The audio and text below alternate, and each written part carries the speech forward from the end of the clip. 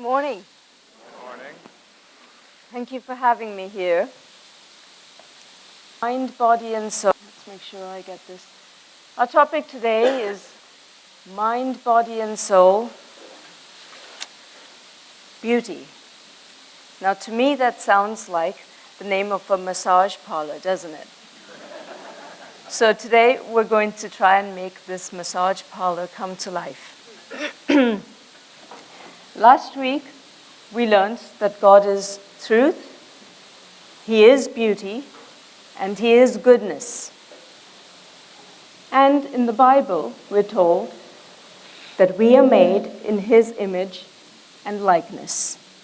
Therefore, any left-brain people in the room, we can conclude that we, all of us, have truth, goodness, and beauty in us. Now, if you look at the definition of beauty, if you Google it or Bing it, you find something like this: something admired, attractiveness, something that draws us in. So if we the majesty, magnificence, so if we think in terms of ourselves and our own beauty, most of the time we think of somebody who's got the perfect features or somebody who has a fit body. But really, beauty is all of it. It's not just our bald spot. It's our bald spot, our wooden leg, our glass eye. It's how we talk, how we walk, how we sit, how we think, how we feel. It's who we are and who we are created to be. Father Michael told us last week that sometimes in our culture we segment beauty, truth, and goodness. And we do that to suit our own needs. We make it subjective. However, when we truncate either one of those, any goodness that can come from it is end up. This is why I believe so many so-called physically beautiful people end up on some kind of substance abuse or even killing themselves. Many, many years ago, I actually modeled while I was between jobs. And contrary to what most people might think, that was one of the most destructive times to my self-esteem.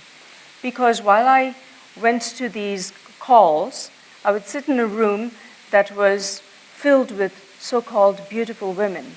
And I wondered if I compared. And at that time, I didn't, because I was focused only on what my physical person was in that room.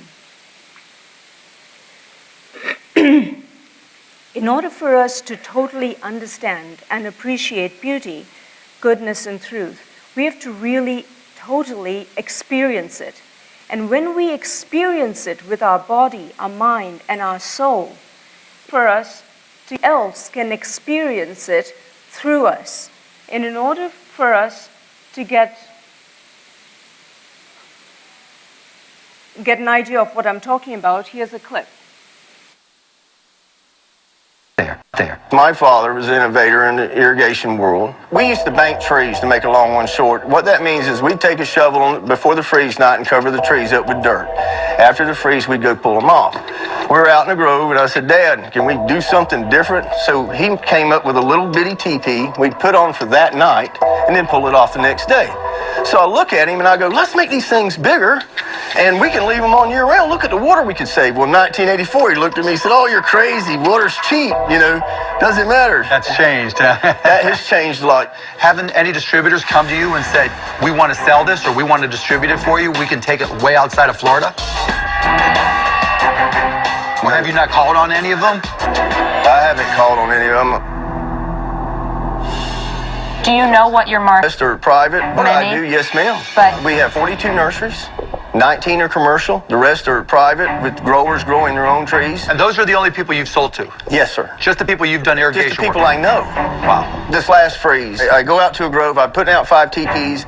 this woman gets out, and she walks up to me, and she says, "You're trespassing in my grove."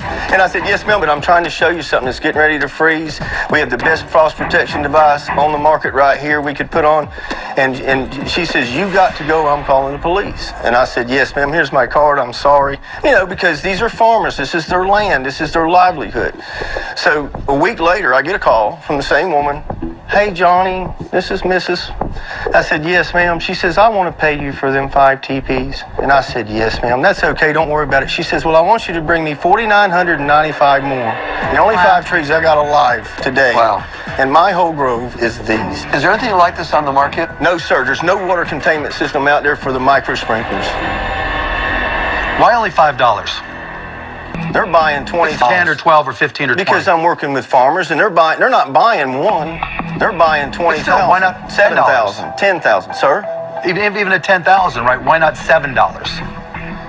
Well, I've never done that. I've always tried to be right. I make $1 off each one. If I sold 7,000 yesterday, I made 7 Johnny, grand. you could see a partner that, let's say I was a big distributor of water irrigation systems, and I see this product and you show it to me, and you make it for $2.50 and you sell it for $5, right? I'm making it for $2.95. I Yeah. sell them for $4.50. Okay, so I can't get involved with you because there's not enough margin for me as a distributor. I need to be able to sell it for $12 that I can make some profit and you can make some profit, right? Because there's 2 of us, 2 mouths to feed. Yeah, but you're selling to farmers. Okay, I get it, but I'm exploring where your head's at, all right? Okay. That means that there's no room in it for a distributor that can really scale this up, because you said every farmer should have it. Every farmer in America does. Every tree that goes in the ground should have a tree But in order TP for on that it. to happen, I'd need a lot of Johnnies. There's only one of you. Them, Johnny. 2,000 Johnnies calling on farmers all across the land. Now, who's going to pay them, Johnny? Who's going to pay them? I'm out.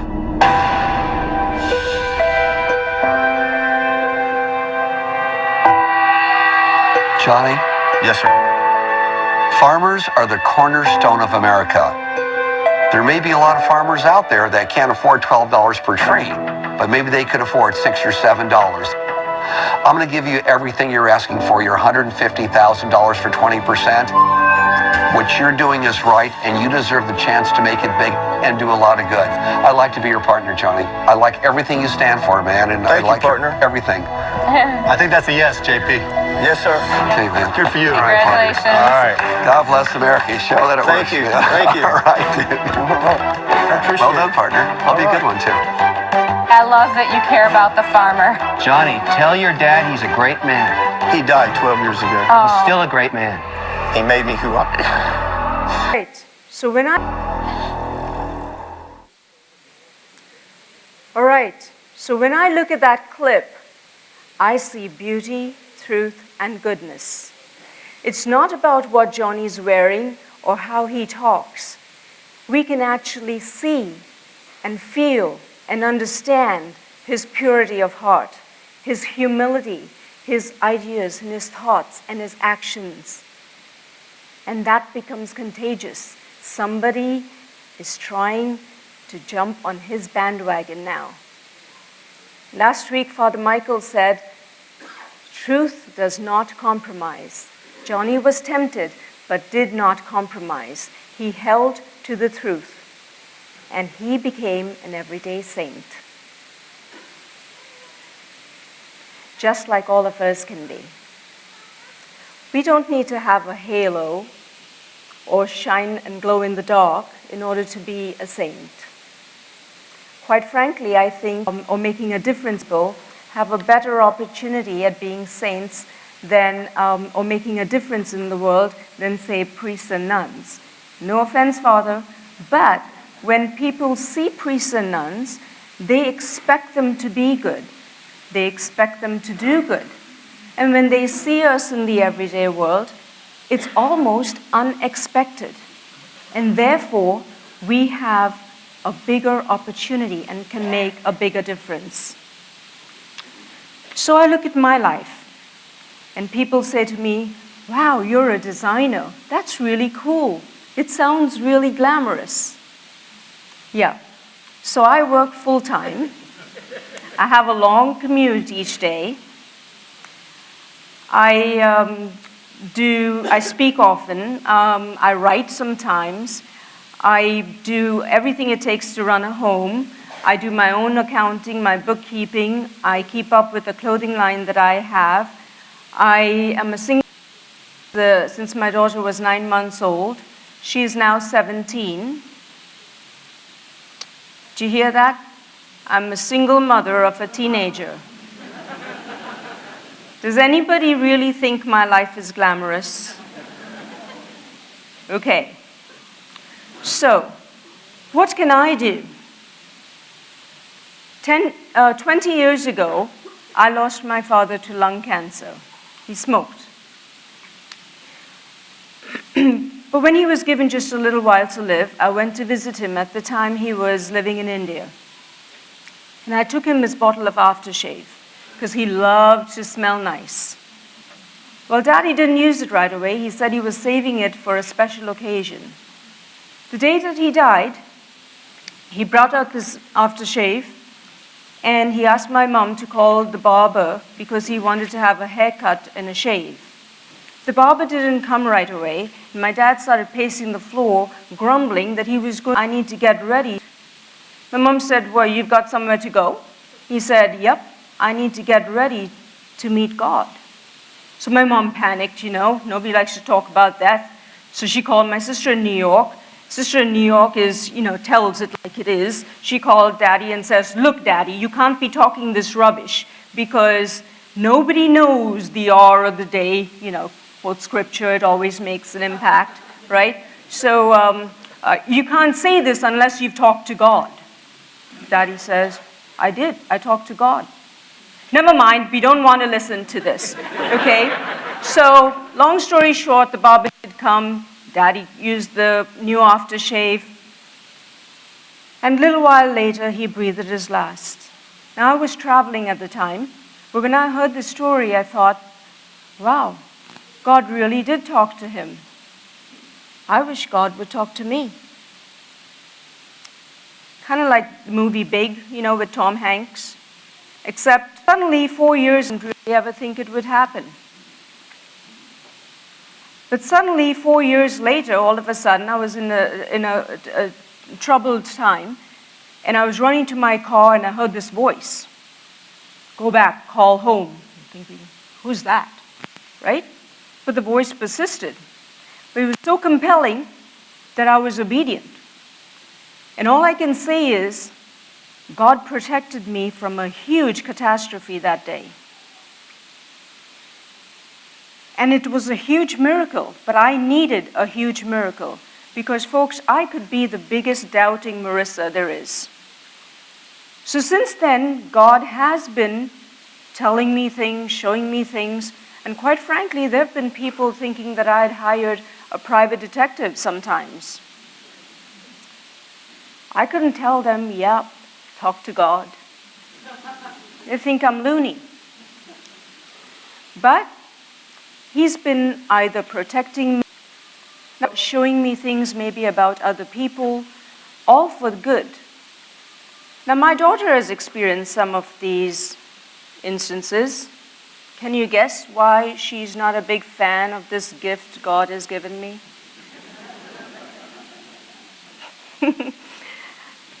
Anyway, here's one that actually made Michaela's jaw drop. About a year and a half ago, I met this lady in a convenience store. Scrawny, elderly lady who was warm and friendly and really touched me. So,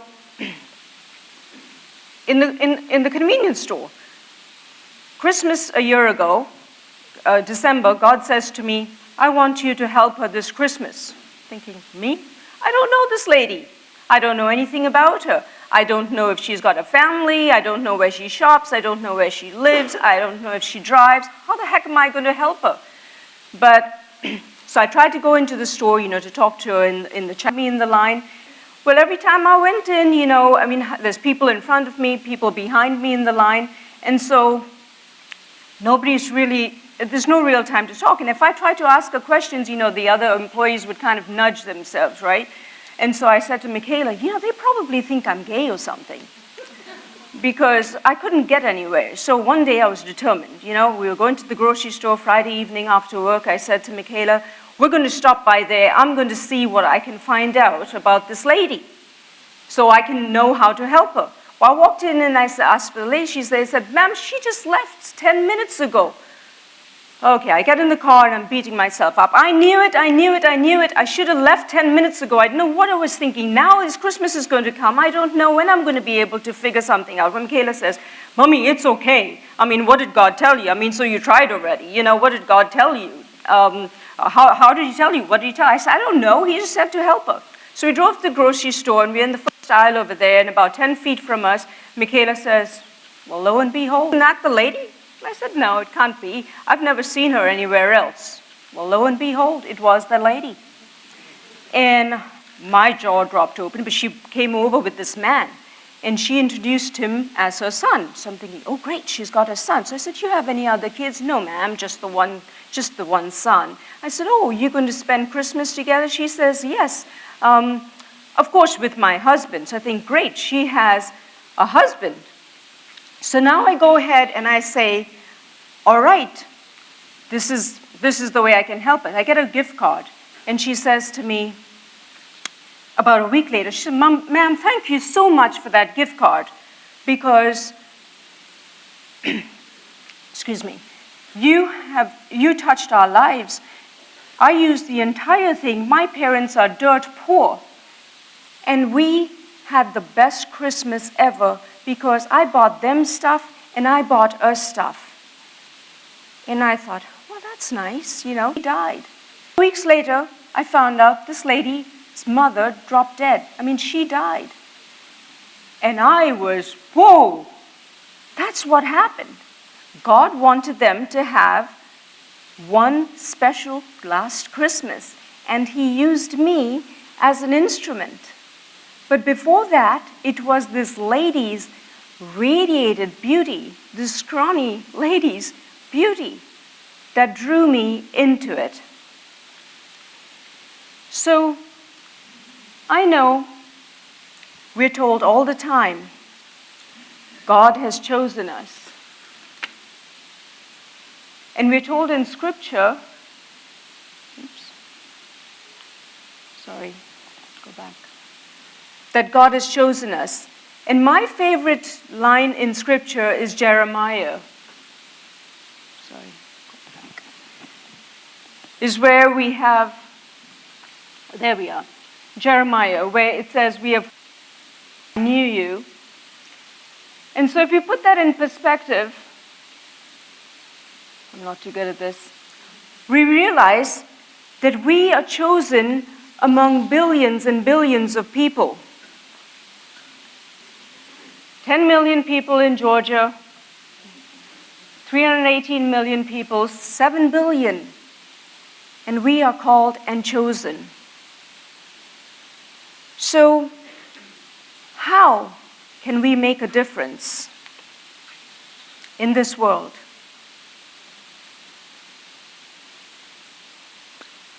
When I was on a mission trip with Michaela several years ago, I told the prayer team, please pray for me. I know God is trying to tell me something, but I can't really figure out what it is. And we came back from the mission trip and school began. And when school began, Michaela was invited to a bat mitzvah.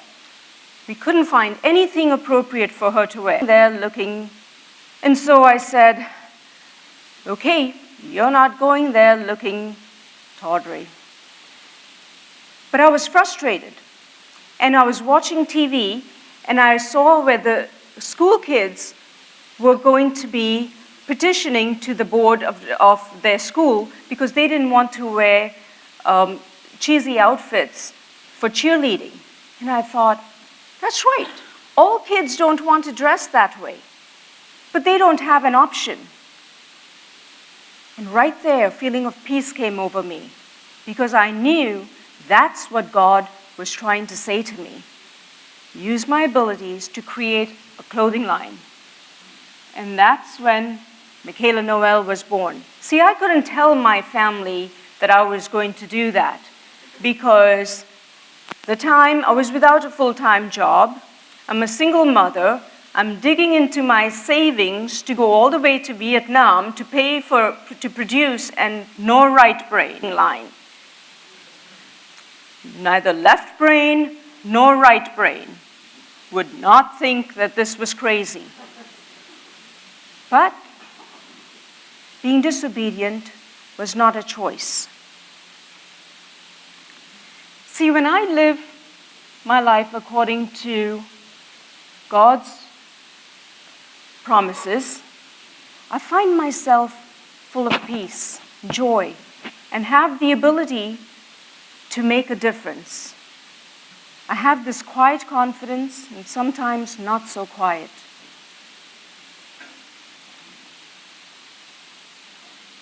Here we go. These are some of the things that can steal our joy, that can steal our beauty, can steal our fitness, can steal our truth and distract us. During breaks at work, I run up and down the stairs for some exercise. Last week, she says, that's what I need. I need to exercise. And she says, I need to look for those DVDs. And I say, DVDs? She said, yeah, because they'll tell me what to do. Now, seriously, people, if I know I need exercise, I really don't need any DVDs. All I know to do is I need to start moving, right? So you've had lots of people stand up here and tell you what to do and not do. But really, it's time to just move. And while you're moving, listen. I know I've been introduced to you in a lot of glowing terms. And yes, my life is wonderful. But what you don't know is that I have lived through 2 wars in 2 different countries, active wars. I have overcome the pain of physical, verbal, and emotional abuse. I have a point where I had to borrow, and my finances were wiped clean to the point where I had to borrow money for groceries. I've been lied to, I've been ridiculed. There are days that I've believed that I didn't have the strength to go on. There are days that I've cried out to God because I thought He deserted me. But I don't stand here today to tell you this to feel sorry for me. I stand here today to tell you this, to let you know that if He can do it for me, He can do it for you. We are called and we are chosen. And with His grace, we can bring the truth, the good, and the beautiful to others. God bless you.